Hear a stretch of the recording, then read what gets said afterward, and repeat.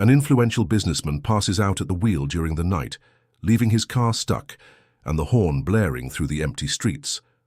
A 7-year-old girl, alone and scared, approaches and finds the unconscious man in the driver's seat. Driven by pure instinct, she takes the wheel, and what she does will surprise you. If this story interested you, don't forget to subscribe to our channel and tell us what city you're watching us from. We'll keep going. The Chicago winter evening descended rapidly, bringing with it a biting cold that seemed to creep through even the thickest coats. 7-year-old Emma Hayes clutched her small pink backpack tightly against her chest as she hurried along the sidewalk. The streetlights had just begun to flicker on, casting long shadows across the snow-dusted pavement. She needed to get home before her father started to worry. Emma was small for her age, with bright hazel eyes that seemed to take in everything around her. Despite her youth, there was something remarkably self-possessed about her demeanor. Her mother often said she had an old soul, wisdom beyond her years. Tonight, that wisdom was telling her to hurry. 3 blocks away, in a sleek midnight blue Bentley, Maxwell Sterling's vision began to blur. The 58-year-old tech magnate and CEO of Sterling Innovations had been fighting off dizziness all day, dismissing it as fatigue from his recent trip to Tokyo. The quarterly board meeting had run late, and he'd insisted on driving himself home, despite his assistant's concerns. "It's just stress," he had assured her. "Nothing a good night's sleep won't fix." But as he navigated through Chicago's Gold Coast neighborhood, the pounding in his chest intensified. His breath came in short gasps. The steering wheel felt slippery beneath his sweating palms. Street. Signs blurred into meaningless shapes. With the last bit of consciousness slipping away, Maxwell managed to pull the car partly onto the curb before his head fell forward onto the steering wheel, triggering the horn. The continuous blaring cut through the quiet evening air. Emma stopped in her tracks. The sound was coming from around the corner, persistent and unrelenting. Most adults would have hurried past, assuming someone was having car trouble or expressing road rage. But Emma felt something different, a tugging sensation, an instinct that someone needed help. She hesitated only briefly before changing direction, moving cautiously toward the sound. As she rounded the corner, she saw the luxury car awkwardly positioned half on the sidewalk, with its headlights still blazing and horn wailing into the night. Something was wrong. Very wrong. Emma approached cautiously, peering through the driver's side window. The glass was partially fogged from the heat inside, contrasting with the winter air, but she could make out a man in a light-colored suit slumped over the steering wheel. Her heart began to race. "Mister," she called, knocking on the window. "Are you okay, mister?" No response. Emma tried the door handle. To her surprise, it opened. The man, impeccably dressed in what she recognized as an expensive suit like the ones her father pointed out in magazines, didn't move. Up close, she could see he was breathing, but his face was ashen, and a sheen of sweat covered his forehead despite the cold. "Mister, wake up!" she shouted, shaking his shoulder. The man groaned but remained unconscious. Emma looked around frantically. The street was oddly deserted. No pedestrians, no passing cars. It was that strange hour when people were inside having dinner and the nightlife hadn't yet begun. Her father had taught her about calling 911, but she had left her little emergency phone in her other coat. A memory flashed in her mind, her father patiently explaining how cars worked during one of their daddy-daughter days when he'd let her sit on his lap and help steer in an empty parking lot. "Always remember, Emma Bear, this is a big responsibility," he had said. With determination that belied her age, Emma climbed into the car. She pushed with all her might, struggling to move the man's substantial weight off the steering wheel and onto the passenger seat. It took every ounce of her strength, but somehow she managed it, clearing access to the controls. The man's labored breathing spurred her on. She'd seen movies where people died from heart attacks. What if this man was having one right now? She couldn't let that happen. Emma slid into the driver's seat, her feet dangling far above the pedals. She reached down and felt for them with the toes of her winter boots. The seat was leather and slippery, forcing her to scoot forward until she was perched on the very edge. The steering wheel seemed enormous in front of her. "Okay," she whispered, to herself. "Key first." The key was already in the ignition. She turned it, and the engine roared to life, startling her. The dashboard lit up like a Christmas tree, with gauges and symbols she didn't understand. But she recognized the gear shift from her father's car. P for park, R for reverse, D for drive. Emma remembered seeing a hospital sign a few blocks back when she'd passed by on the school bus earlier that day. Northwestern Memorial Hospital. She'd noticed it because her teacher had just taught them about directions, and she'd been proud to recognize the word Northwestern. With trembling hands, she shifted the gear into drive and gently pressed the gas pedal. The car lurched forward, and she quickly pressed the brake, causing both her and the unconscious man to jerk forward. She took a deep breath and tried again, more gently this time. The massive vehicle began to move. Emma could barely see over the dashboard, so she sat up as straight as possible, craning her neck to peer through the windshield. Her hands gripped the steering wheel so tightly her knuckles turned white. "Please don't die, mister," she whispered as she navigated the car onto the main road. "Please don't die." The first intersection approached. The light was red, but Emma didn't dare stop. What if the man needed help right away? With her heart in her throat, she carefully guided the car through, wincing as horns blared around her. A taxi driver swerved, narrowly missing them, and rolled down his window to shout obscenities that turned to shocked silence when he glimpsed the small girl behind the wheel. "Sorry," Emma called out, though she knew he couldn't hear her. Another intersection, another red light ignored. Emma's vision blurred with tears of fear and determination. The Bentley swerved dangerously as she struggled to maintain control. A truck honked loudly as it braked hard to avoid them, its driver's face a mask of disbelief. The man beside her groaned and shifted slightly. "It's okay," Emma told him, her voice shaking. "I'm getting you to the hospital, just hold on." Chicago's streets seemed endless, each block stretching impossibly long before her. Every time she had to turn, Emma would slow the car to a crawl, making wide, cautious arcs that sometimes took her into oncoming traffic. Miraculously, other drivers, upon seeing the small child at the wheel, gave her space, some even stopping to stare in astonishment as the luxury car wobbled past. Finally, blessedly, the illuminated hospital sign appeared ahead. Emma had never felt such relief in her young life. She approached the emergency entrance and, in her excitement to arrive, pressed the brake too suddenly. The car jerked to a halt, throwing them both forward. The commotion attracted the attention of hospital staff, who rushed toward the oddly parked vehicle. Emma scrambled out, her small legs shaking so badly she nearly collapsed. "Help!" she cried, her voice raw with emotion. "This man is sick! Please help him!" Medical personnel converged on the car, quickly extracting Maxwell from the passenger seat. As they transferred him to a gurney, Emma stood alone in the driveway, suddenly overcome by what she had just done. Her small body began to tremble uncontrollably, and tears streamed down her face. A kind-faced nurse noticed her and knelt down. "Did you bring him here, sweetie?" she asked incredulously. Emma nodded, unable to speak through her sobs. "You're the bravest little girl I've ever met," the nurse said, wrapping a blanket around Emma's shoulders. "Come inside where it's warm. We'll take good care of both of you."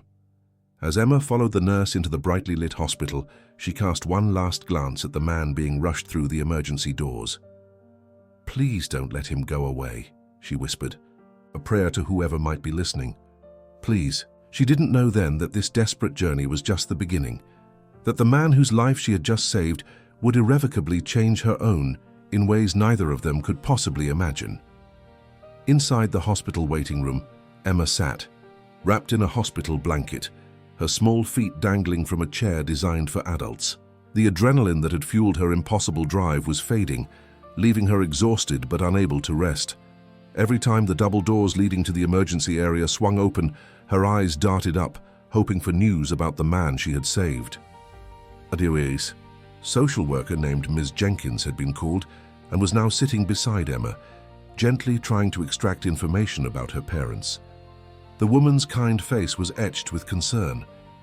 Emma, honey, we need to call your parents. They must be worried sick about you. Emma nodded reluctantly. My dad's number is in my backpack, she said, her voice small. She hadn't thought about how scared her father would be, and the realization made fresh tears well up in her eyes. While Ms. Jenkins made the call, Emma watched the frantic activity of the emergency department. Doctors rushed back and forth, their faces serious beneath the harsh fluorescent lights. In her mind, she kept replaying the journey that had brought her here, the feel of the massive steering wheel in her small hands, the terror of navigating. Through traffic, the desperate hope that she wasn't too late. Emma? Her father's voice cut through her thoughts. Michael Hayes burst into the waiting room, his work clothes still dusty from the construction site. Panic etched across his weathered face. When he spotted his daughter, relief flooded his features, and he dropped to his knees, enveloping her in a crushing embrace. Baby girl, what happened? I was going crazy looking for you. His voice broke with emotion as he pulled back to examine her, checking for injuries. Emma tried to explain, but the words tumbled out in a confused jumble. The car, the unconscious man, the drive to the hospital. Michael's expression shifted from relief to disbelief as he pieced together what his daughter had done. You drove a car? By yourself? His voice was barely a whisper. Before Emma could respond, a doctor approached them. He was tall with salt and pepper hair and tired eyes that somehow still conveyed warmth. Mr. Hayes, I'm Dr. Patterson. Your daughter has done something extraordinary tonight. He glanced down at Emma with undisguised admiration. The man she brought in was having a severe cardiac event. If she hadn't gotten him here when she did, he left the sentence unfinished, but his meaning was clear. Michael's face paled as he finally understood the magnitude of what Emma had done and the danger she had put herself in. Who is he? Michael asked. The man? Dr. Patterson hesitated. I'm not supposed to share patient information, but given the circumstances, he's Maxwell Sterling. Michael's jaw dropped. Even Emma recognized the name. Sterling Innovations was one of the largest tech companies in the country. Their logo appeared on half the devices in their modest home. He's asking to see her, Dr. Patterson continued, if that's all right with you. Michael hesitated, his protective instincts battling with the knowledge that his daughter had saved this man's life. Finally, he nodded, keeping a firm grip on Emma's hand. They were led through the emergency department to a private room where Maxwell Sterling lay connected to various monitors. Despite his condition, he remained an imposing figure, tall and distinguished, with sharp features and piercing blue eyes that lit up when Emma entered the room. There she is, he said, his voice weak but warm. My guardian angel. Emma shrunk back against her father, suddenly shy in the presence of the man she had rescued. It's okay, Emma Bear, Michael encouraged softly. Say hello to Mr. Sterling. Hello, Emma managed, her voice barely audible. Maxwell smiled. Do. You know what you did tonight, young lady? You saved my life. Emma nodded solemnly. I saw you needed help. Dad says we should always help people when they need it. Maxwell's gaze shifted to Michael, taking in his worn work boots and calloused hands. You've raised an incredible daughter, Mr. Hayes. Michael, Emma's father corrected, uncomfortable with the formality. And yes, she is something special. Pride mingled with lingering fear in his voice. A moment of awkward silence followed, broken when Maxwell winced in pain. We should let you rest, Michael said, gently tugging Emma toward the door. Wait, Maxwell called. Please visit tomorrow? Both of you? I'd like to thank you properly when I'm feeling stronger. Michael hesitated, then nodded stiffly. Get some rest, Mr. Sterling. As they left the hospital, Emma clutching her father's hand, neither of them could have anticipated how this chance encounter would alter the course of their lives. The next morning, Emma insisted on returning to the hospital, despite Michael's reluctance. They found Maxwell sitting up in bed, looking considerably better than the previous night. A collection of children's books sat on the bedside table, a gift from a nurse who'd heard about Emma's heroic deed. I brought you something, Emma said, shyly offering a hand-drawn get-well card decorated with glitter and stickers. Maxwell accepted it with genuine delight, examining the childish drawing of a car and a hospital with exaggerated care. "This is the finest artwork I've ever received," he declared, causing Emma to beam with pride. As Emma settled into a chair beside the bed, selecting one of the books for Maxwell to read to her, Michael stood awkwardly by the door, unsure of his place in this strange tableau. "Mr. Hayes," Maxwell said, noticing his discomfort, "would you mind if I spoke with you privately for a moment?" Michael nodded, and they stepped into the hallway while a nurse kept an eye on Emma. "I want to compensate you," Maxwell began without preamble. "What your daughter did—" "We don't need your money," Michael interrupted, his pride instantly bristling. Maxwell studied him for a moment. "Forgiveness isn't my strong suit, Mr. Hayes, but I'm trying to learn it. So I'll forgive that interruption, because I understand where it comes from. But please don't mistake gratitude for charity." Michael's jaw tightened. "My daughter didn't help you for a reward." "I know that," Maxwell said softly. "That's what makes it so precious." He ran a hand through his silver hair. "Look, I nearly died last night. I was alone in that car, no family rushing to my bedside, just business associates concerned about the company's stock price." His voice grew rough with emotion. "A 7-year-old child showed me more humanity than most adults I've encountered in my entire life. So please let me express my gratitude in whatever way I can." Something in Maxwell's vulnerability penetrated Michael's defenses. "We're doing fine," he said, less sharply. "But thank you." When they returned to the room, they found Emma reading aloud to an enthralled audience of nurses and orderlies who had gathered in the doorway. Her clear voice carried the story with surprising expressiveness for a child her age. Maxwell watched, her with an expression Michael couldn't quite decipher. Something beyond gratitude, something almost like longing. Over the next few days, their hospital visits became a routine. Emma would arrive clutching a new drawing or a book she wanted to share.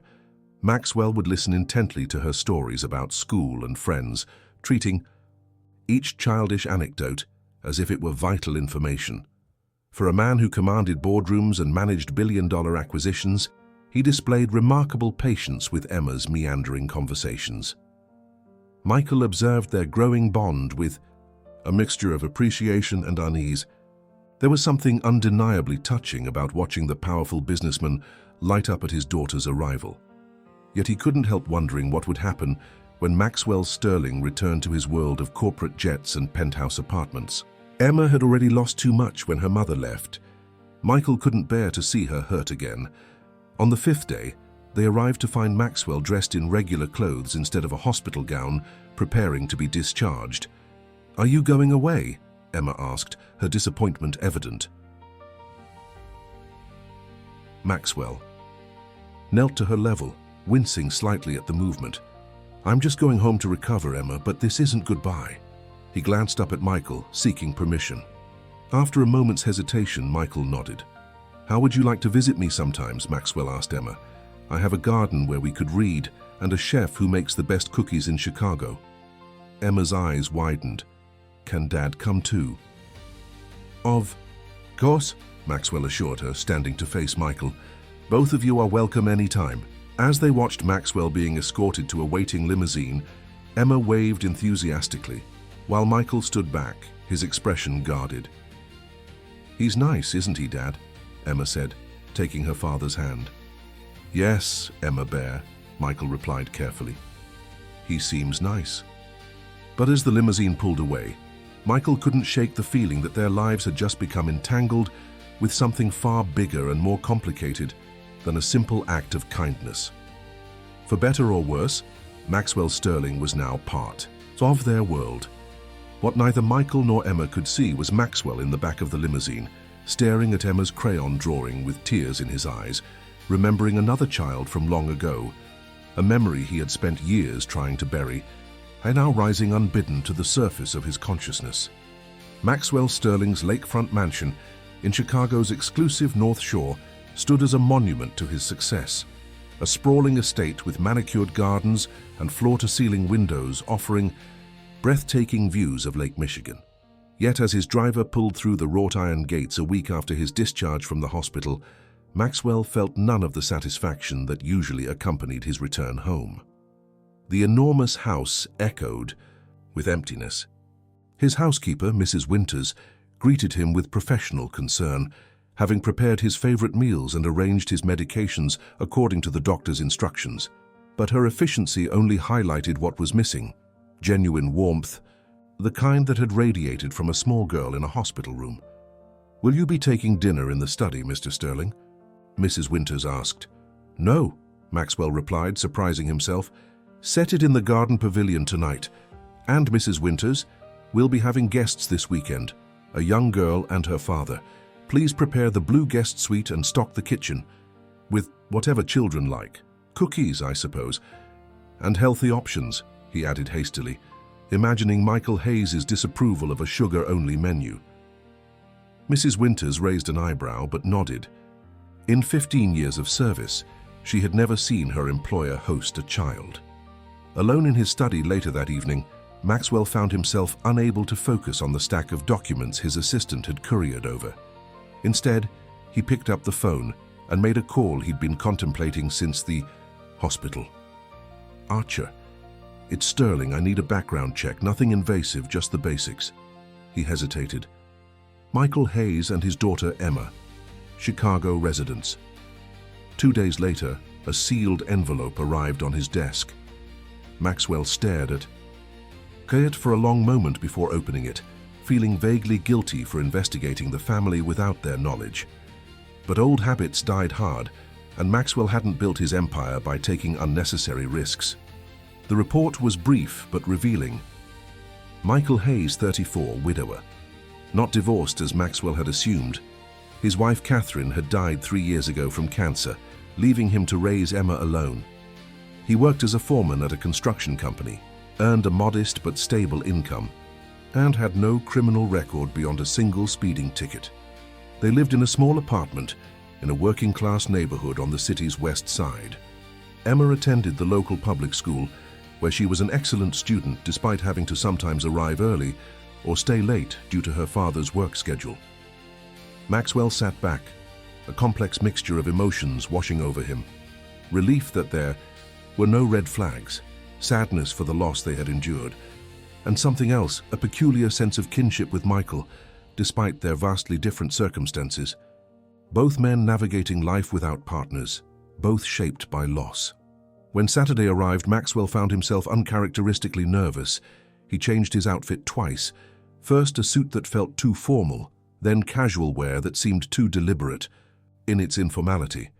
He finally settled on dark jeans and a cashmere sweater, then stood in his cavernous foyer awaiting his guests.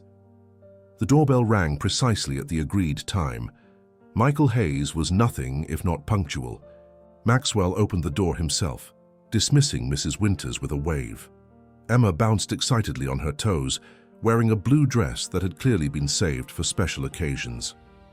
"Mr. Sterling," she exclaimed.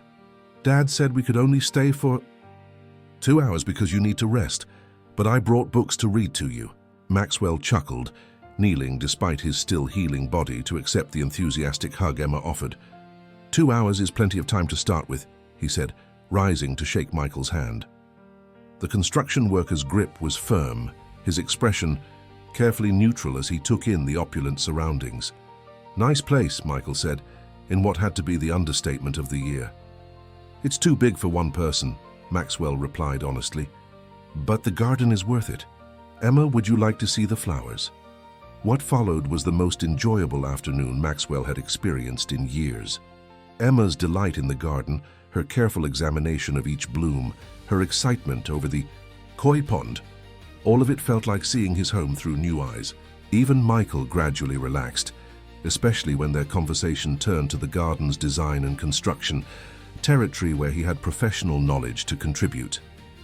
They had lunch in the pavilion, gourmet sandwiches for the adults and star-shaped peanut butter and jelly for Emma, prepared by a chef who had cooked for presidents, but had taken Maxwell's request for kid-friendly food as a personal challenge.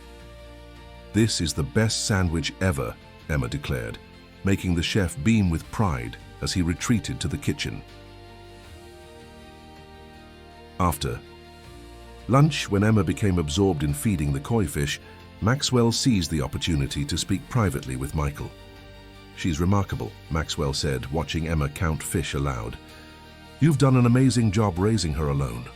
Michael's expression tightened. "The report told you that, did it?"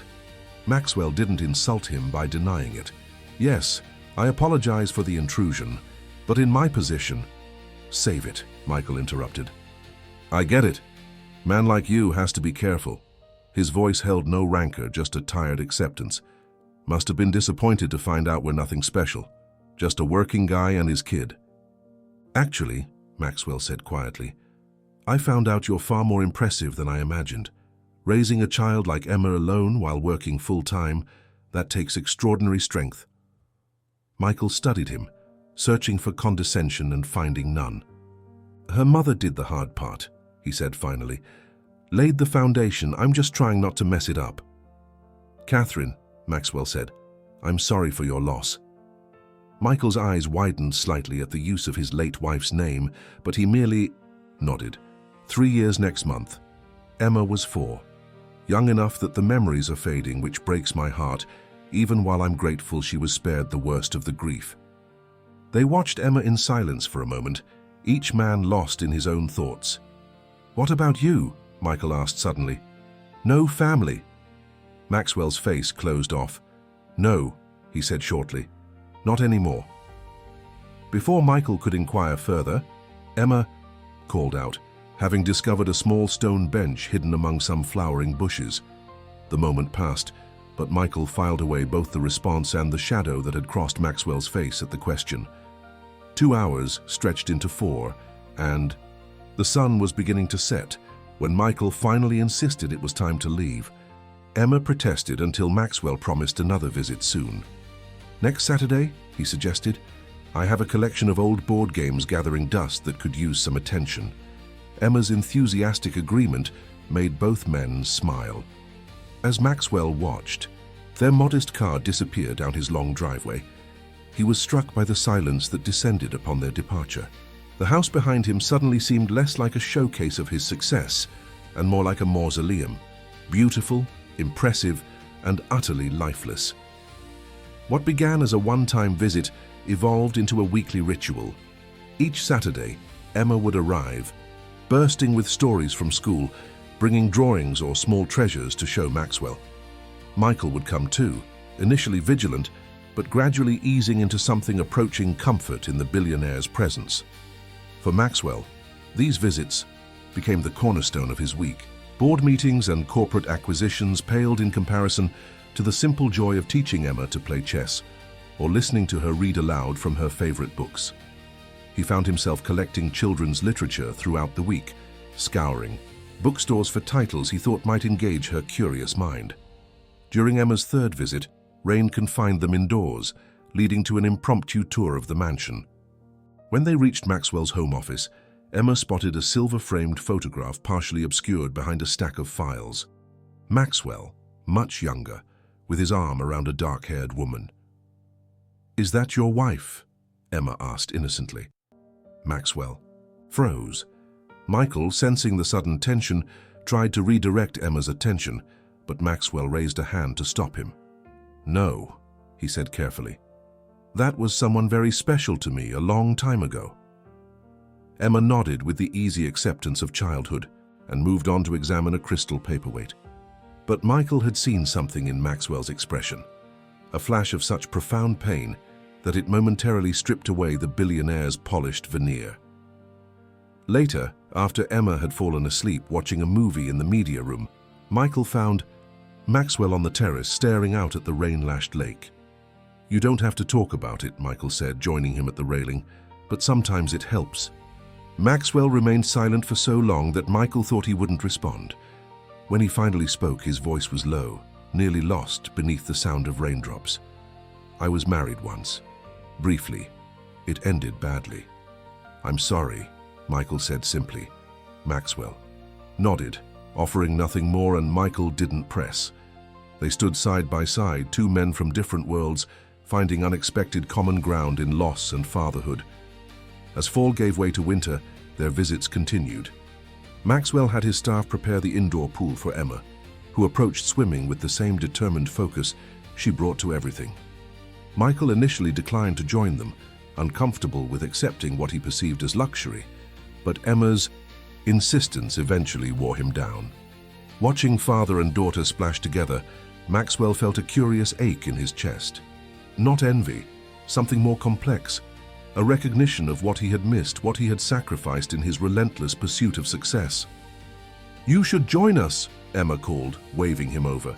Maxwell shook his head. "I'm content to watch." But Emma would have none of it. She climbed out of the pool, leaving small wet footprints across the tile, and tugged at his hand with dripping fingers. "Please? It's fun."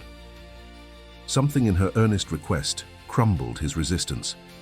Maxwell, the titan of industry known for his unyielding negotiation tactics, found himself unable to refuse this simple request from a 7-year-old girl. And so began a new phase in their evolving relationship, one where Maxwell Sterling, who hadn't played in decades, rediscovered the simple joy of being splashed by a giggling child, of abandoning dignity for genuine connection. What none of them realized was that their Saturday idyll was being observed. A figure in a nondescript car had begun parking across from Sterling's estate, documenting the Hayes' weekly visits with a telephoto lens. Someone who had been watching, waiting, and planning. Someone with a score to settle. The first letter arrived. On a Tuesday, nearly 3 months after Maxwell's cardiac episode. It came in a plain white envelope with no return address, mixed in with the usual corporate correspondence. Maxwell's assistant, Diane, who screened all his mail, almost discarded it as junk but noticed something odd. The envelope was addressed in handwriting not printed, and something about the careful penmanship made her pass it along. Maxwell opened it at his desk between conference calls, expecting perhaps a handwritten thank you from a charity he'd recently donated to. Instead, he found a single sheet of paper containing just 2 sentences. "You don't deserve a second chance. Some debts can never be repaid." He stared at the words, a chill spreading through his body that had nothing to do with the December weather outside his office window. There was no signature, no explanation, but something about those words struck a chord of recognition deep within him. With hands that suddenly felt unsteady, he tucked the letter into his desk drawer and tried to focus on the quarterly projections waiting on his computer screen. But the words haunted him throughout the day, echoing in his mind during meetings, distracting him as he signed documents. By evening, he found himself pulling the letter out again, examining it under his desk lamp as if it might reveal some hidden message. His phone rang, startling him. It was Emma, calling from the special phone he'd given her for emergencies, which, in Emma's definition, included particularly exciting school achievements or interesting bugs she'd discovered. "Mr. Sterling," her voice chirped through the speaker, "I got the lead in the winter pageant. I'm going to be the North Star." The simple joy in her voice dispelled the dark cloud that had been hanging over him. "That's wonderful news, Emma. The brightest star for the brightest girl. Perfect casting." They chatted for a few minutes about her costume needs and rehearsal schedule, with Emma extracting a promise that he would attend the performance in 2 weeks' time. By the time they hung up, Maxwell had almost forgotten the unsettling letter. Almost.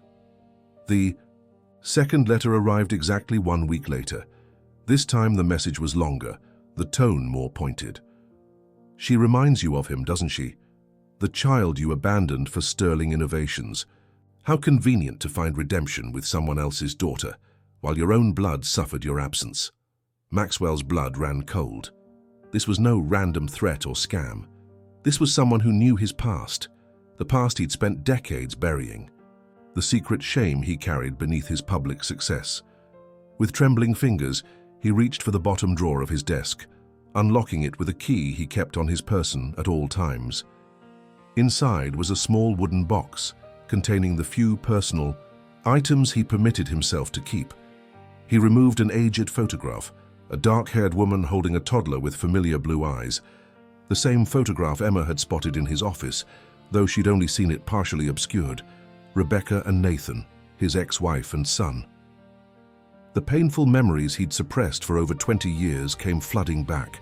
His early marriage to his college sweetheart Rebecca, the birth of their son Nathan, the struggling years as Maxwell tried to build his company from nothing, the countless missed dinners, forgotten birthdays, and broken promises as Sterling Innovations began to take off. And finally, the ultimatum Rebecca had delivered: choose your family or your company. In what he now recognized as the greatest moral failure of his life, he had chosen wrong. Rebecca had taken Nathan, then just 5 years old, and disappeared from Chicago. Maxwell's pride had prevented him from searching for them until it was too late. By the time he'd realized his mistake, they had established a new life without. Him and Rebecca had made it clear that his presence would only disrupt the stability she'd created for their son. Maxwell had honored her wishes, telling himself it was for Nathan's best interest. He had arranged anonymous trust funds and educational accounts, channeling his guilt into financial provision while remaining absent in every way that truly mattered. Now, someone was forcing him to confront that abandoned responsibility. But who? Nathan would be 27 now. Could he have found his father? Or was it Rebecca, still bitter after all these years?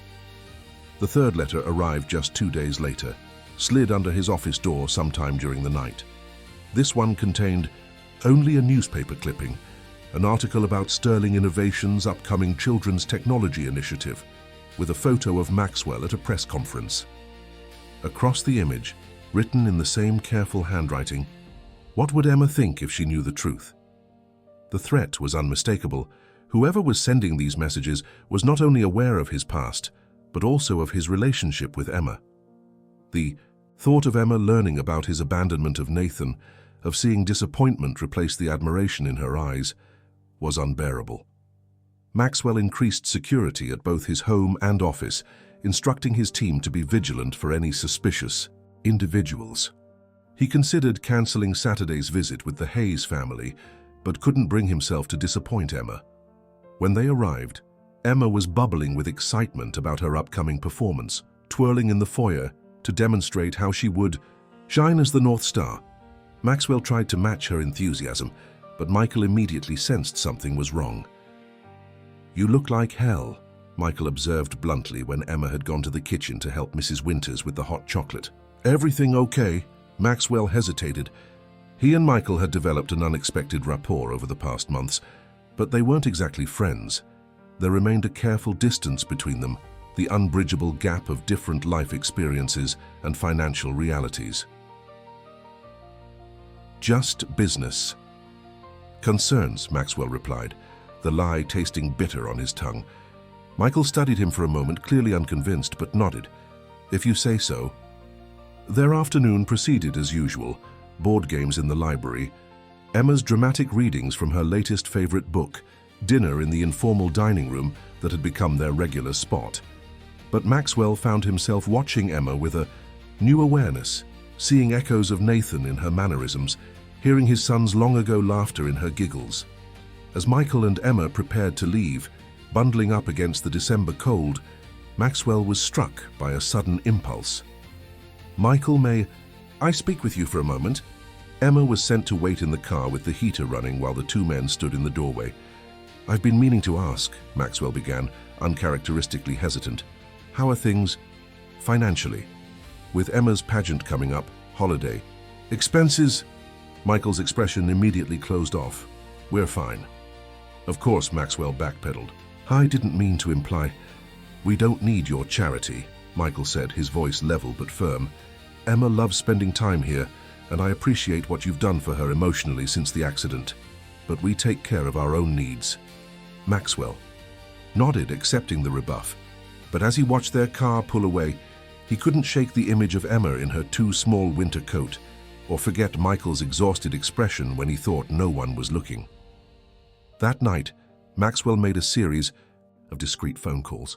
By morning, he had learned that the construction company Michael worked for was struggling, having lost several major contracts to competitors. Layoffs were expected after the new year. Michael's position as foreman was relatively secure, but his hours and income would almost certainly be reduced. More concerning was the discovery that their landlord had filed for an eviction notice, citing 3 months of partial rent payments. They were facing possible eviction in January, right after the holidays. Maxwell sat in his study, turning these facts over in his mind. He could easily solve the Hayes' financial problems with what amounted to pocket change for him. But Michael's pride stood in the way, the same stubborn pride Maxwell recognized in himself. As he contemplated this dilemma, his private line rang. Few people had this number, and he answered cautiously. "Mr. Sterling," a female voice said. "My name is Jennifer Watts. I'm a reporter with the Chicago Tribune." Maxwell's grip tightened on the phone. "How did you get this number, Ms. Watts?" "I have my sources," she replied smoothly. "I'm working on a feature about Chicago's business, the elite and their personal interests. Your sudden involvement with the Hayes family has caught my attention. Care to comment on why a childless billionaire is spending so much time with a 7-year-old girl?" The insinuation in her tone made Maxwell's blood boil. "You're treading on dangerous ground, Ms. Watts." "Am I? Or are you?" Her voice hardened. "I know about Nathan, Mr. Sterling. About how you abandoned your own son to build your empire. It makes your current interest in Emma Hayes particularly interesting, don't you think?" The pieces clicked into place. The letters, the threats, the specific knowledge of his past. It hadn't been Nathan or Rebecca. It had been a reporter, digging for a sensational story. "Whatever you're implying," Maxwell said, his voice deadly quiet, "I suggest you reconsider. My attorneys—" "Save the threats," Jennifer interrupted. "I'm offering you a chance to tell your side. An exclusive interview about your relationship with the Hayes family, your past with your son, and your redemption arc, shall we call it. Otherwise, I run with what I have." "Which is nothing but speculation and old gossip," Maxwell countered, even as his mind raced through the potential fallout. It wasn't himself he was worried about. His reputation could weather the storm, but Emma and Michael would be dragged into a media circus they never asked for. "We both know there's more to it than that," Jennifer replied. "I've done my homework, Mr. Sterling. Have you done yours on Michael Hayes? Did you know he's behind on rent? That Emma's school has been providing her with free lunches? That they can't afford the medication for Michael's chronic back pain from a construction injury last year?" Each revelation hit Maxwell like a physical blow. Michael had hidden the depths of their financial troubles, too proud to admit how much they were struggling. "My deadline is tomorrow at noon," Jennifer continued. "Interview or article, your choice." After she hung up, Maxwell sat motionless, in his darkened study. The threats in the letters now made terrible sense, a reporter's attempt to pressure him to create a story where there might be none. But in the process, she had inadvertently given him crucial information about the Hayes family's situation. He had less than 24 hours to make a decision: fight the story and risk exposing Emma to unwanted publicity and Michael to humiliation. Give the interview and control the narrative, but expose his painful past, or find another solution entirely. As the grandfather clock in his hallway chimed midnight, Maxwell reached for his phone and dialed a number he hadn't used in years. "Archer," he said when the call connected. "I need another favor. A big one." "Big key." Dawn, Maxwell had set his plan in motion. If Michael wouldn't accept his help directly, he would find another way, a way that would protect Emma, honor Michael's pride, and perhaps begin to address the debt he could never truly repay. Not to Nathan, whom he had failed, but to himself, and to the man he still hoped to become. 2 days before Christmas, Michael Hayes received an unexpected letter. It came on official-looking letterhead from the Chicago Community Assistance Foundation, an organization he'd never heard of. The letter explained that his family had been selected as recipients of the foundation's annual housing assistance program based on a nomination from Emma's school. Michael read the letter 3 times, suspicion warring with desperate relief. The foundation was offering to cover their back rent and the next 6 months of payments, citing the special circumstances of a single father raising an exceptional child who has demonstrated remarkable courage and compassion. "This has Sterling written all over it," Michael muttered, crumpling the letter in his fist. Pride and anger flared within him, but beneath those emotions lay exhaustion and fear. The eviction notice on his kitchen counter gave him just 2 weeks to find a new place after the holidays. His savings were depleted from Catherine's medical bills, and no landlord would accept a tenant with a recent eviction on his record. For Emma's sake, he swallowed his pride and called the number on the letterhead. A professional-sounding woman confirmed the legitimacy of the offer, explaining that the foundation helped dozens of families each year. When Michael asked who had nominated them, she mentioned only a staff member at Emma's school, and assured him that accepting assistance was not charity, but community support for a hard-working parent. Michael hung up, still suspicious, but with few options. That evening, when Emma was asleep, he researched the foundation online. It appeared legitimate, with a well-designed website describing various community assistance programs throughout Chicago. The organization had existed for at least 3 years, with news articles mentioning its work in different neighborhoods. What Michael couldn't know was that the foundation had been created overnight by Maxwell's team, complete with backdated web presence and fabricated press coverage. Maxwell had spared no expense to ensure the deception would hold up to scrutiny. The foundation would indeed pay Michael's rent and help other families in similar situations. Maxwell had funded it generously, but its creation had been specifically for this purpose. The next day was Emma's winter pageant. Michael sat in the school auditorium, scanning the crowd until he spotted Maxwell slipping in just as the lights dimmed. The billionaire had traded his usual bespoke suit for more casual attire in an attempt to blend in with the other parents, though his designer coat and the luxury watch glinting at his wrist still marked him as different. On stage, Emma shone, literally, in a costume covered with silver stars, delivering her lines with the clear, confident voice that made Michael's heart swell with pride. When she took her bow, Maxwell applauded as enthusiastically as any proud parent, his face alight with genuine joy. After the performance, as families mingled in the school gymnasium over punch and cookies, Maxwell approached cautiously, bearing a small gift bag. "She was magnificent," he said simply. Michael nodded, the anger he'd been nursing tempered by the knowledge that this man truly cared for Emma. "She practiced those lines for weeks. I got her a small congratulatory gift," Maxwell said, holding out the bag. "Nothing extravagant, I promise." Michael hesitated only briefly before accepting it. "Thank you for coming. It meant a lot to her." A moment of awkward silence stretched between them until Emma bounded over, still in her star costume, and threw her arms around Maxwell's waist. "You came. Did you like it? Was I too quiet on the second verse?" "Mrs. Peterson said I needed to project more." Maxwell knelt to her level, his face serious. "You were perfect, the brightest star in the sky." Emma beamed, then noticed the gift bag in her father's hands. "Is that for me?"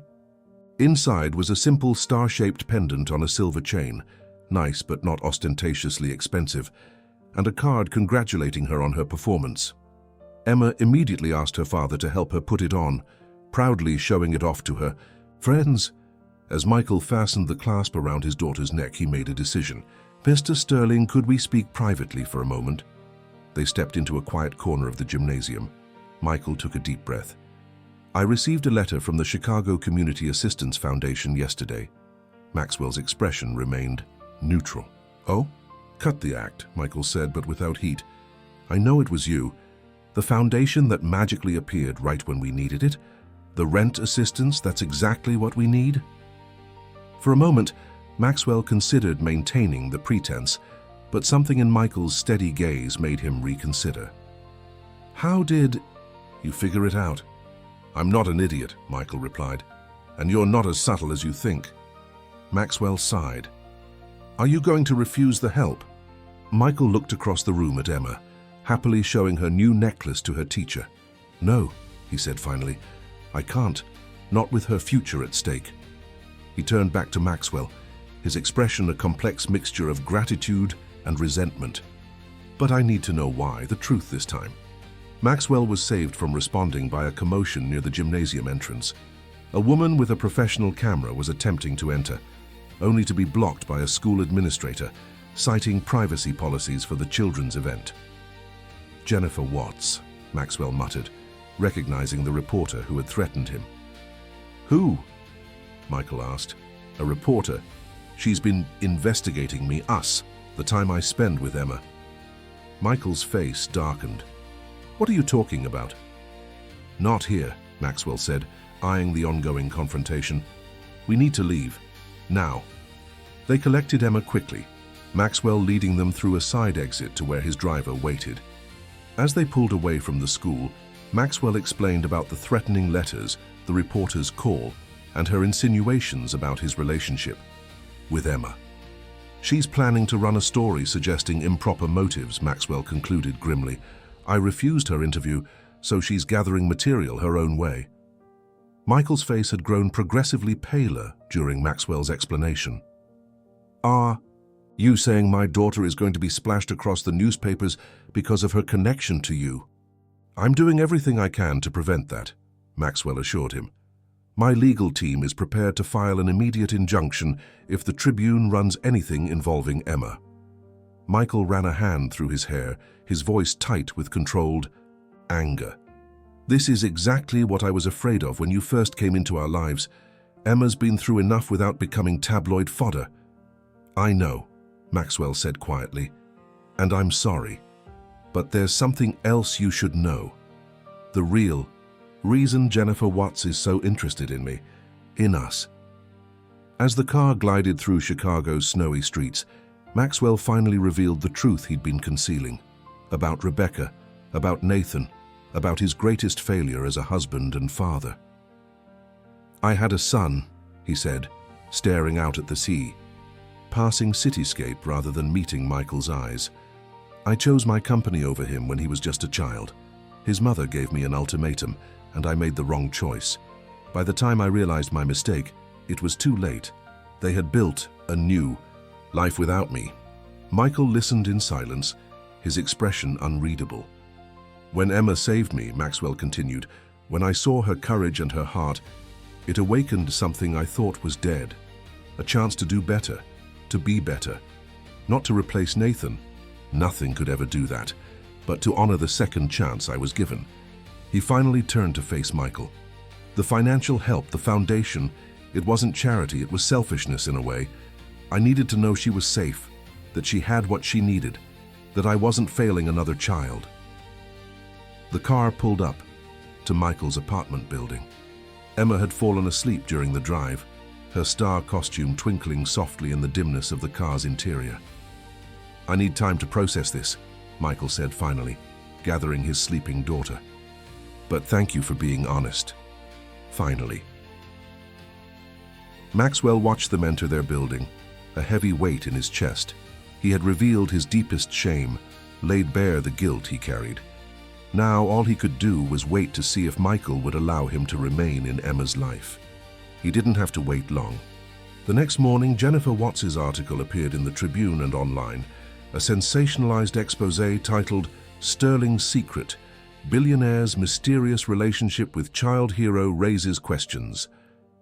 The piece stopped short of making direct accusations but was filled with innuendo and sources close to the situation, questioning Maxwell's interest in Emma.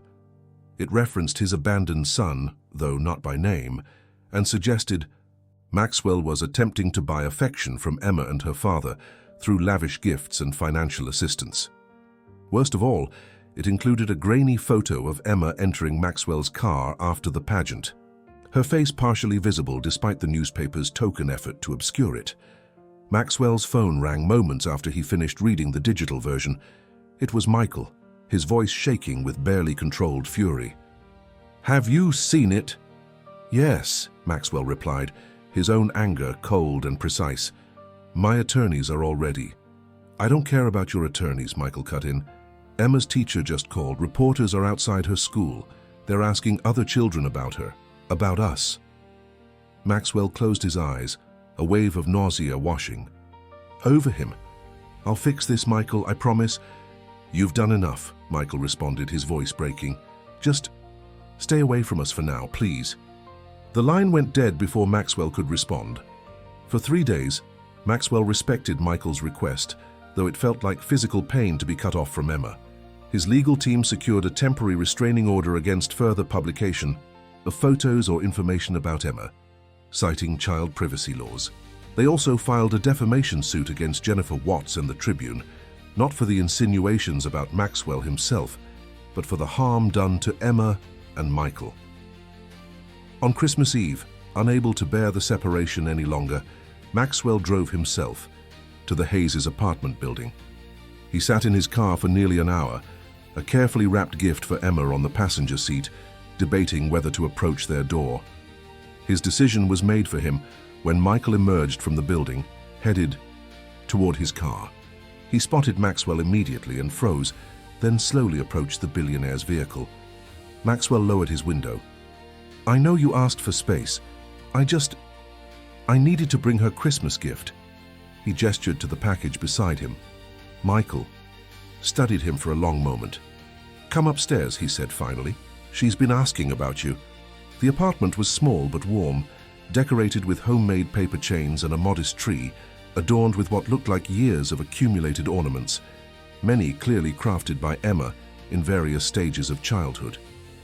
Emma was curled up on the couch watching a Christmas movie, but sprang to her feet when she saw Maxwell. "Mr. Sterling, Dad said you were busy with work stuff." She threw her arms around him, and Maxwell felt tears threaten. Over her head, he met Michael's gaze and saw something had shifted, a new understanding between them, forged in the crucible of the past difficult days. "I brought you something," Maxwell said, composing himself as he handed Emma the gift. She tore into the wrapping paper with childish enthusiasm, revealing a telescope, not an expensive professional model, but a good quality starter scope for a curious child. "So you can study all the stars, not just be one," Maxwell explained as Emma examined it with wonder. While Emma immediately began reading the instruction manual, Michael gestured for Maxwell to join him in the small kitchen. "The reporters are gone," Michael said, keeping his voice low. "Your lawyers were effective." "I'm sorry they were necessary at all," Maxwell replied. Michael nodded, then surprised Maxwell by offering him a cup of coffee from a battered pot on the counter. "I've been thinking about what you told me, about your son." Maxwell accepted the cup, cradling it between his hands. "Nathan, have you tried to find him? As an adult?" "I hired investigators years ago," Maxwell admitted. "They located him in Seattle. He's a teacher now, married with a child of his own. A grandchild he had never met, another painful reality he had learned to live with. I reached out once, through an intermediary. He wasn't interested in reconnecting." Michael considered this. "And you respected that?" "It was the least I could do after everything." They stood in silence, the apartment filled with the sounds of Emma's excited commentary about constellations she wanted to observe.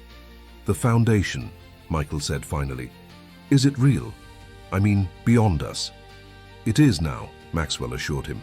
"Fully. Funded, helping families across Chicago." A hint of a smile touched Michael's lips. "Created overnight by the great Maxwell Sterling." "Something like that," Maxwell acknowledged. "I may have pulled some strings." Michael's expression grew serious again.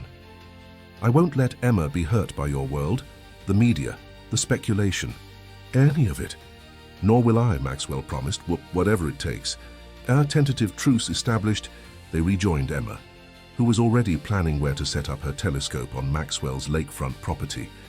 "Because the city lights make it hard to see the really good stars, Dad." As the evening progressed, something subtle but significant shifted in their dynamic. They were no longer just a billionaire and the family of the child who saved him. They were three people connected by circumstance, but choosing to remain connected by something deeper, something that resembled family in all the ways that mattered. None of them could have anticipated how that choice would be tested in the coming days, or the revelation that would shake the foundation of everything they thought they knew about each other. New Year's Day dawned bright and cold in Chicago, the city blanketed in fresh snow that temporarily transformed even the grittiest neighborhoods into scenes of pristine beauty. In Maxwell Sterling's lakefront mansion, preparations were underway for what had become an unexpected tradition, the Hayes family's visit to celebrate the new year. Mrs. Winters moved efficiently through the house, overseeing last-minute details, while trying to conceal her surprise at the transformation her employer had undergone in recent months. The solitary, driven businessman she had served for 15 years had become someone different, someone who requested child-friendly meals, who cleared his calendar for a second-grade winter pageant, who now hummed absently as he arranged board games in the library. Maxwell checked his watch for the third time in 10 minutes. Michael and Emma weren't due for another hour, but anticipation had him restless. The media storm had largely subsided over the holiday week, partly due to his legal team's aggressive response, partly because a celebrity scandal had diverted public attention. He had used the reprieve to develop a more permanent solution. His phone rang. Archer, his most trusted security consultant. "It's all set," Archer reported without preamble. "The application was processed as requested. All records are secure." "And the other matter?" Maxwell asked. "Confirmed. The Tribune is retracting the story tomorrow. Ms. Watts has been reassigned to the weather desk in their Milwaukee affiliate." Maxwell allowed himself a grim smile. "Thank you." He ended the call and moved to his study, where a legal document awaited his signature. He read through it one final time, though he knew its contents by heart. Not adoption. He would never presume that far, but a legal scholarship and trust fund for Emma, structured to provide for her education and future needs without infringing on Michael's parental authority. It would be presented as an initiative of his newly established foundation, with Emma as its first beneficiary. The doorbell rang precisely at noon. Maxwell smoothed his sweater and went to answer it himself, finding Emma bouncing excitedly on the doorstep while Michael struggled with what appeared to be a homemade dish covered in foil. "Happy New Year," Emma exclaimed, launching herself at Maxwell with her customary enthusiasm.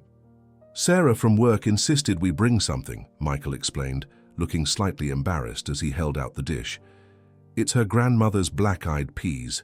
Supposedly, brings good luck for the new year." Maxwell accepted the offering with genuine appreciation. "Perfect. We'll need all the luck we can get." The day unfolded in comfortable companionship. They played board games in the library, with Emma demonstrating a surprising strategic mind at chess that delighted Maxwell. They ventured into the snow-covered gardens, where an impromptu snowball fight left all three of them breathless with laughter and exertion. They shared a meal that combined Mrs. Winter's gourmet offerings with Sarah's humble but delicious black-eyed peas. As afternoon faded toward evening, Maxwell suggested showing Emma how to use her new telescope, taking advantage of the clear winter sky. While she eagerly set up the instrument on the terrace, Maxwell took the opportunity to speak privately with Michael. "I have something I'd like to discuss with you," he began, leading Michael to his study. "A proposal regarding Emma's future." Michael's expression immediately grew guarded. "What kind of proposal?" Maxwell handed him the document. "A trust fund for her education and future needs, completely in your control as trustee until she turns 18. Michael scanned the paperwork, his brow furrowing deeper with each page. "This is a lot of money, Maxwell." "It's structured through the foundation," Maxwell explained. "She'd be the inaugural recipient of what will become an annual scholarship program for deserving children.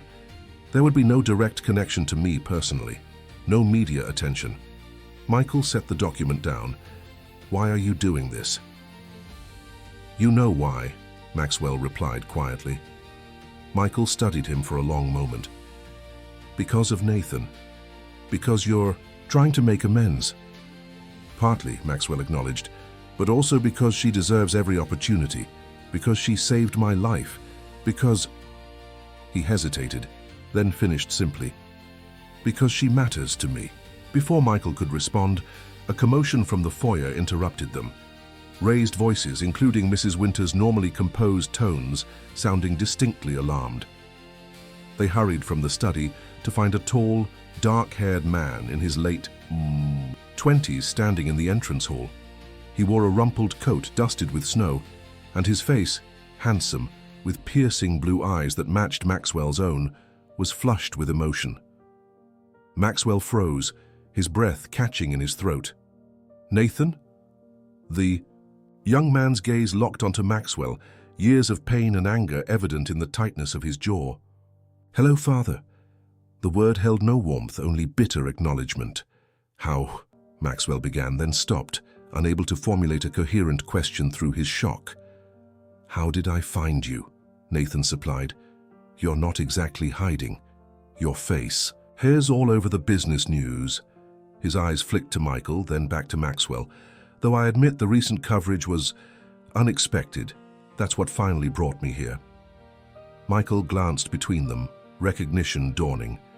"I'll check on Emma," he said tactfully, retreating to the terrace where she remained absorbed with her telescope. Left alone with his son, Maxwell struggled to find words. 22 years of separation stretched between them like an unbridgeable chasm. "Would you like to sit down?" he finally managed. Nathan shook his head. "I'm not staying long. I just needed to see for myself." "See what?" "If it was true. If you'd really found yourself a replacement family." The accusation was razor sharp, cutting Maxwell to the quick. "It's not like that," he said quietly. "No," Nathan challenged. "The great Maxwell Sterling, suddenly playing weekend father to some random kid? What else would you call it?" "Redemption," Maxwell answered honestly. "A second chance I don't deserve." Something in his tone gave Nathan pause. For the first time, he really looked at his father, not the media image or the corporate titan, but the man standing before him, vulnerability evident in his stance. "I read about what happened," Nathan said, his voice marginally less hostile. "How she drove you to the hospital." Maxwell nodded. "She saved my life." "That's quite a debt." "One I can never repay.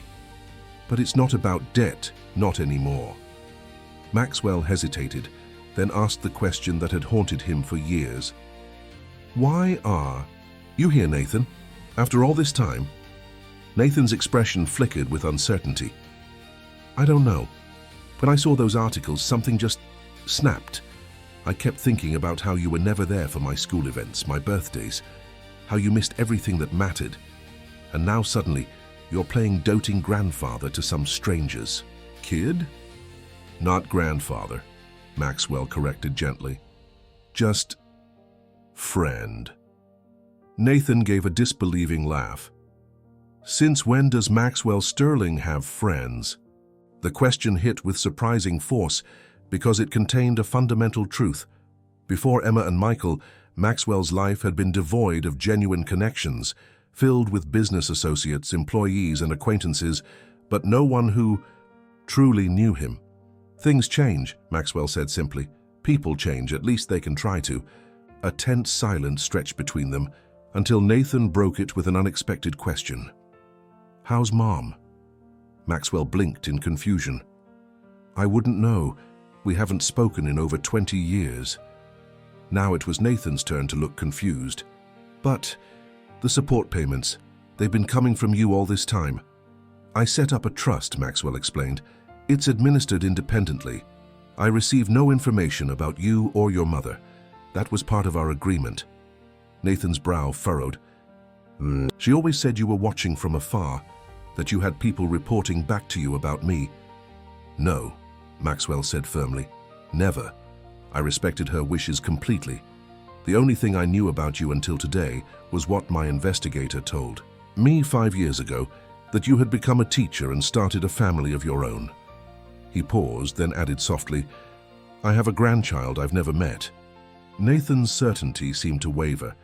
"She said you didn't want us, that we were holding you back." "She wasn't entirely wrong," Maxwell admitted painfully. "I made choices, terrible, unforgivable choices.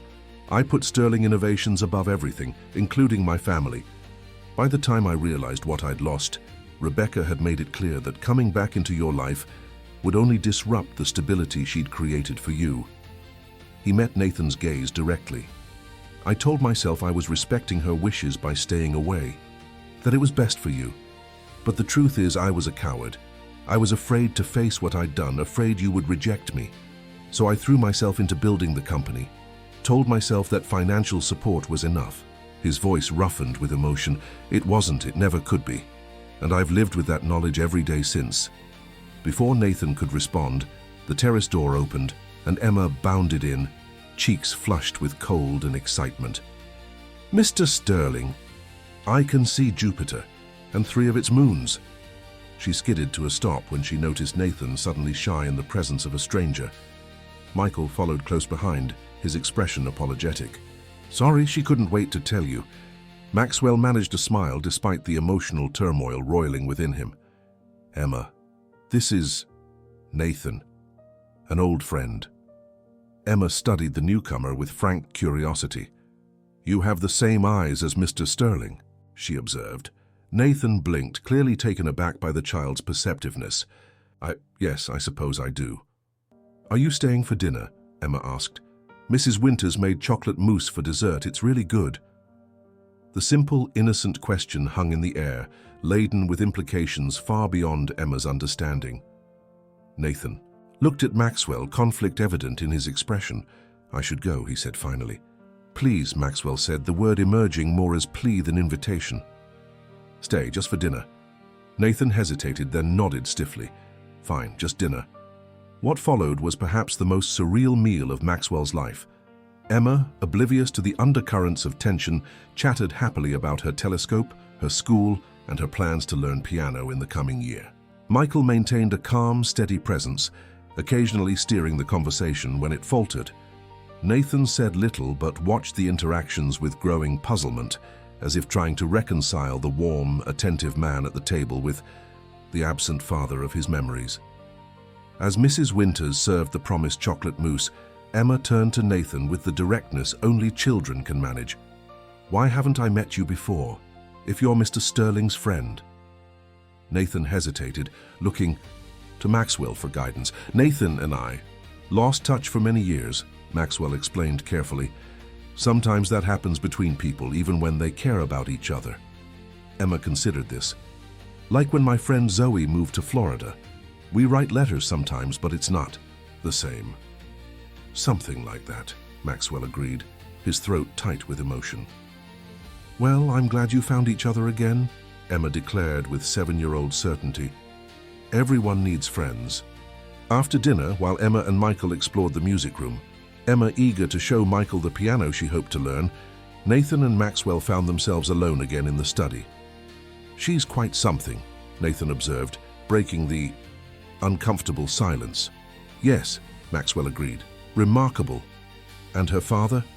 A good man, proud, hard-working. He lost his wife to cancer a few years ago. Nathan nodded, absorbing this. So the articles got it wrong. You're not trying to, buy yourself a replacement family. Maxwell winced at the bluntness but answered honestly. No, I'm trying to help them because I can, and because they've helped me in ways they don't even realize. By reminding you of what you missed with me, Nathan concluded, a hint of the earlier bitterness returning. By reminding me of what matters, Maxwell corrected. Family, connection, the things I sacrificed for success, only to discover success is meaningless without them. Nathan studied him for a long moment. I used to hate you, he said finally. Mom never said anything explicitly negative, but there was always this narrative that you'd chosen your company over us, that we weren't important enough. I failed you both terribly, Maxwell acknowledged, and I can never undo that. No, Nathan agreed, you can't. He paused, then added more quietly, but maybe we could try to move forward. Somehow. The tentative offer hung between them. Not forgiveness, not yet, but a willingness to consider the possibility of reconnection. For Maxwell, it was more than he had dared to hope for. I'd like that, he said simply, very much. From the music room came the sound of Emma picking out a simple melody on the piano, punctuated by her delighted laughter when she got it right. The sound seemed to underscore the moment, a new beginning, fragile but real. As they rejoined the others, Maxwell felt something shift within him, as if pieces of his fractured life were, slowly, tentatively beginning to align in a new configuration. One that might, with time and care, become whole. What none of them realized was that the night's revelations were not yet complete. The most significant discovery, one that would forever alter the bonds forming between them, still awaited. Spring. came early to Chicago that year, bringing with it warm breezes that seemed to mirror the thawing of long-frozen relationships. In the 4 months since Nathan's unexpected appearance on New Year's Day, a cautious rebuilding had begun, not just between father and son, but among all of them, forming connections that none had anticipated. Nathan had returned to Seattle after that first tense dinner, but he didn't disappear as Maxwell had feared. Instead, weekly video calls became their ritual, awkward at first, but gradually easing into something resembling genuine conversation. Nathan shared carefully curated glimpses of his life, his work as a high school science teacher, his wife Eliza's photography business, and occasional fleeting images of 5-year-old Lucas, the grandson Maxwell was slowly being permitted to know. For Emma, the expansion of their unconventional family circle was accepted with the easy adaptability of childhood. She had simply incorporated Nathan into her understanding of Mr. Sterling's world, delighted to discover he shared her interest in astronomy and could explain the constellations even better than her books did. Michael observed these developments with cautious optimism. The trust fund paperwork remained unsigned in his desk drawer, not rejected but not yet accepted either. Something held him back, some instinct that told him to wait, that all the pieces weren't yet in place. On a mild Saturday in April, they gathered at Maxwell's estate for what had become their tradition, though this time with a notable addition. Nathan had flown in from Seattle, his first visit since January, bringing Eliza and Lucas to meet the extended circle that had formed around his estranged father. The elegant garden, now blooming with spring flowers, echoed with the sound of children's laughter as Emma appointed herself tour guide and protector to the younger Lucas, solemnly showing him the koi pond and the best climbing trees. "They seem to be getting along well," Eliza observed, watching the children from the terrace. Petite and artistic, with warm brown eyes and an innate gentleness, she had approached the situation with remarkable openness, free from the history that complicated things for the others. "Emma's always wanted a little brother or sister," Michael said, a fleeting sadness crossing his features as he thought of Catherine and the future they'd planned together. Maxwell, standing slightly apart, caught the expression and felt a familiar pang of empathy. He had come to recognize the signs when Michael was remembering his late wife, a certain distance in his eyes, a softening around his mouth. It mirrored what Maxwell saw in his own reflection when memories of his failures with Nathan surfaced. Nathan approached, carrying a tray of lemonade that Mrs. Winters had prepared. The resemblance between father and son was striking now that they stood together. The same tall build, the same penetrating blue eyes, though Nathan's face lacked the hard edges that years of corporate battles had carved into Maxwell's features. "I've been meaning to ask," Nathan said, setting down the tray. "How did you two meet?" The articles weren't very clear, and Emma's explanation involved a lot of superhero references. Michael and Maxwell exchanged glances, realizing they had never fully shared the story with Nathan. "Emma saved my life," Maxwell said simply, quite literally.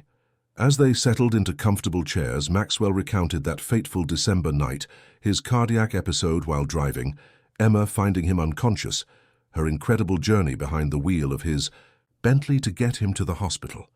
Nathan listened with growing astonishment. "She drove your car at 7 years old?" He looked toward the garden where Emma was now teaching Lucas how to feed the koi without falling in. "That's remarkable," Maxwell finished. "Yes. The doctors said I wouldn't have survived if she hadn't gotten me to the hospital when she did." "It explains a lot," Nathan said thoughtfully, "about why you've become so involved with them." "It was the beginning," Maxwell acknowledged, "but it's become much more than gratitude." Michael nodded agreement. Emma needed something too after losing her mother. Maxwell gave her a connection she was missing. He hesitated, then added with quiet honesty, "And maybe I needed that too." A comfortable silence settled over them, broken when Mrs. Winters appeared to announce that lunch was ready. Michael rose to call the children, leaving Maxwell, Nathan, and Eliza on the terrace. "Dad," Nathan said, using the term for the first time since his return, "there's something I need to tell you." Maxwell's heart contracted at the word dad, so casually spoken, yet so momentous. "What is it?" Nathan glanced at Eliza, who gave him an encouraging nod. "We're moving back to Chicago. I've accepted a position at the Adler Planetarium, heading their education department." Maxwell struggled to keep his expression calm, though joy surged through him. "That's wonderful news. When?" "This summer. We've already started looking. Dad, houses." Nathan hesitated, then added, "I thought maybe you could help with that. You know the city better than we do." The simple request to be included in this significant life decision meant more to Maxwell than Nathan could possibly know. "I'd be honored," he managed. From the garden came the sound of Emma's voice, calling excitedly for them to come. Quickly, they hurried down the stone steps to find her crouched by a flowering bush, Lucas beside her, both children staring intently at something on the ground. "Look," Emma whispered as they approached. "A baby bird fell from its nest." Sure enough, a tiny sparrow fledgling sat trembling in the grass, its downy feathers ruffled by the gentle breeze. "We have to help it," Emma declared, with absolute conviction. "It's too little to be alone." Michael knelt beside her. "Sometimes baby birds leave the nest on purpose, Emma Bear. It's called fledging. The parents are probably watching from nearby." Emma looked skeptical. "But it's scared, and it might get eaten by a cat." Before Michael could respond, Nathan joined them, carefully examining the bird without touching it. "Your dad's right, Emma. See its feathers? It's old enough to be out of the nest, but it's still learning to fly. The best thing we can do is give it space and let its parents continue to care for it." Emma considered this expert assessment. "But what if the parents don't come back?" "They will," Nathan assured her. "That's what parents do." His eyes flickered briefly to Maxwell, a world of meaning in the glance. As if to confirm his words, an adult sparrow landed on a nearby branch, a small insect in its beak watching them warily. "See?" Nathan pointed. "That's probably its mother or father, waiting for us to move away so it can feed the baby." Emma's face lit up. "So it's not alone after all." "No," Maxwell said softly, watching the parent bird's protective vigilance. "Not alone. At all." They retreated to the terrace to give the birds space, but Emma insisted on setting up a viewing station with her binoculars to monitor the fledgling's progress. Lucas joined her, equally fascinated by the small drama unfolding in the garden. As the adults settled around the lunch table, the conversation flowed with an ease that would have seemed impossible months earlier. Nathan shared details about his new position, while Eliza described the photography studio she hoped to establish in Chicago. Michael talked about a promotion at the construction company, made possible partly by additional training he'd been able to pursue with the flexible schedule the trust fund had provided for Emma's care. Maxwell mostly listened, savoring the simple joy of having his family, both old and new, gathered around him. The legal adoption of Emma that Jennifer Watts had maliciously insinuated had never been his intention. Instead, something more organic and perhaps more meaningful had developed, a blended family circle formed not by documents but by choice and growing affection. After lunch, as Eliza helped Mrs. Winters clear the table and the children returned to their bird-watching, Maxwell found himself alone with Michael and Nathan. There was a moment of contemplative silence before Nathan spoke. "I've been wondering something," he said, looking between Maxwell and Michael. "Have either of you ever looked into Emma's maternal family history?" Michael shook his head. "Catherine was raised in the foster system. She never knew her biological parents." "What about DNA testing?" Nathan pressed. "Those ancestry services are quite detailed now." Michael's brow furrowed. "No, we never did that. Why?" Nathan hesitated, glancing at Maxwell. "It's probably nothing, just there's something familiar about Emma. I noticed it the first time we met, but I couldn't place it." Maxwell studied his son. "What are you suggesting, Nathan?" "I'm not." "Sure," Nathan admitted. "But looking at her with Lucas today, I was struck by certain similarities, the way she tilts her head when she's thinking hard, the shape of her eyes." Michael stared at him, then at Maxwell, dawning comprehension in his expression. "You think It's probably just my imagination, Nathan backpedaled, seeming to regret bringing it up. Forget I mentioned it. But the possibility, once raised, could not be dismissed so easily. Maxwell found himself studying Emma with new eyes as she demonstrated to Lucas how to use the binoculars, noting features he had previously attributed to coincidence. The determined set of her jaw so like Nathan's, the intuitive problem-solving ability that mirrored his own. Later that evening, after Nathan's family had returned to their hotel and Emma had fallen asleep on the sofa watching a movie, Maxwell and Michael sat in the study, the unspoken question hanging between them. "Is it possible?" Michael finally asked. "Could Emma somehow be related to your family?" Maxwell turned his crystal tumbler in his hands, watching the amber liquid catch the light. "Rebecca left Chicago when Nathan was 5. I lost track of them for years. She could have had another child, given it up for adoption. Catherine was adopted from the foster system here in Chicago," Michael said slowly. "The timing would be right. She would have been born around the time Rebecca left with Nathan." Maxwell met his gaze. "We shouldn't speculate without facts. It would be unfair to Emma, to all of us." Michael nodded agreement. "A DNA test would settle it. But I'm not sure if we should pursue this. What would it mean for Emma if it turned out to be true?" "That depends," Maxwell said carefully, "on how we handle it, on the story we choose to tell." The question remained unresolved as April turned to May, though it hovered at the edges of their awareness during each visit, each shared meal.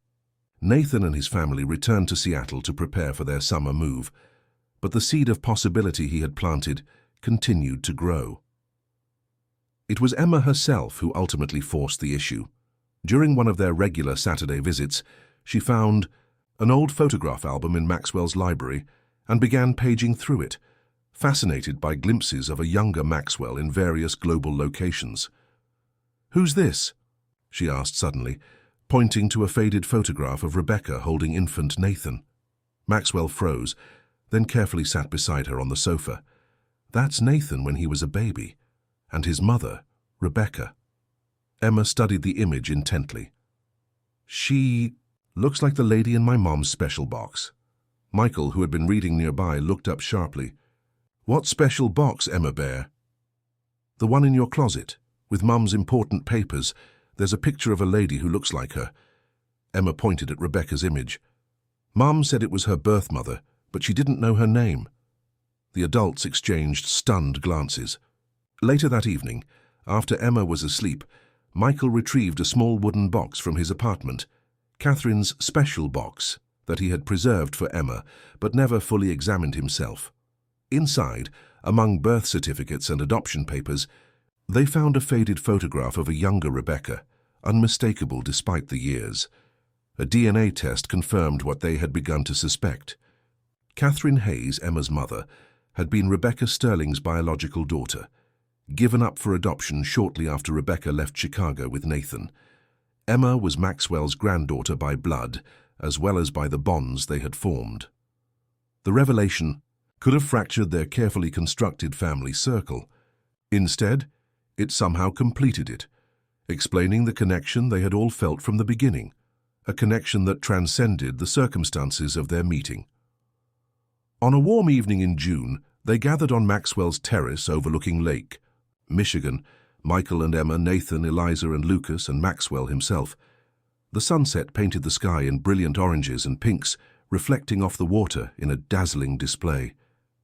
Emma, now fully aware of the family connections that linked them all, had accepted the revelation with the resilience of childhood, simply adding it to her understanding of her expanding world. "So you're really my grandfather," she had said to Maxwell when they explained it to her, "and Nathan is my uncle and Lucas is my cousin." "Yes," Maxwell had answered, carefully watching for signs of distress. "Is that okay with you?" Emma had considered this seriously, then nodded. "It means we're a real family now." A real family. The words had brought unexpected tears to Maxwell's eyes. Now, as they sat together watching the sunset, Emma perched on the terrace wall between her father and grandfather, Maxwell felt a sense of completion he had never thought possible. The Broken pieces of his life, his estrangement from Nathan, the daughter he had never known, the grandchild who had saved him in more ways than one, had somehow realigned into something whole and precious.